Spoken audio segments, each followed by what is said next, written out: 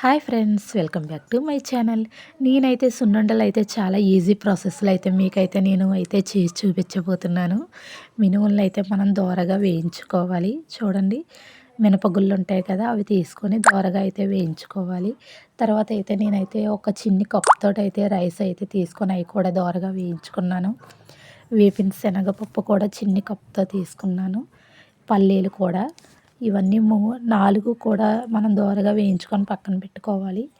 పల్లీలు అయితే కొంచెం పైన పొట్టది తీసి ఇలాగ క్లీన్ చేసుకోవాలి. తర్వాత అయితే ఇవన్నీ కలిపి మనం మిక్స్ చేసేయాలి. మిక్స్ చేసి మనం అయితే మిక్సీకి అయితే పట్టుకోవాలి. మిక్సీకి పట్టాక మనకి ఇదంతా అదే సున్నుండల పొడి అనేది చూడండి ఎలాగొస్తుందో అలాగొస్తుంది.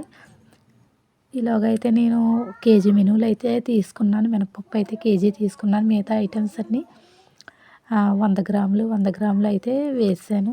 వేసాక ఇవన్నీ మిక్సీ పట్టాక మనం అయితే బెల్లం తీసుకొని ఇలా సన్నగా కోరి పక్కన పెట్టాలి.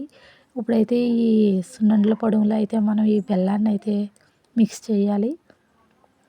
మిక్స్ చేసిన తర్వాత మనం అయితే ఈ బెల్లంని ఇలాగ ఇందులో మిక్స్ చేసాక ఒక పేపర్ లాంటిది తీసుకొని కిందన అది ఆ పొడుము అయితే వేసి బాగా మెత్తగా స్మూత్గా చేసుకొని స్మూత్గా అయితే చేయాలి. చేసిన తర్వాత నెయ్యి అయితే మనం ఈ క్వాంటిటీకి అయితే మనం ఎంత అయితే తీసుకున్నాం అంటే అర కేజీ అయితే తీసుకున్నాం. ఇగో చూడండి, ఇదైతే ప్యూర్ నెయ్యి అయితేని.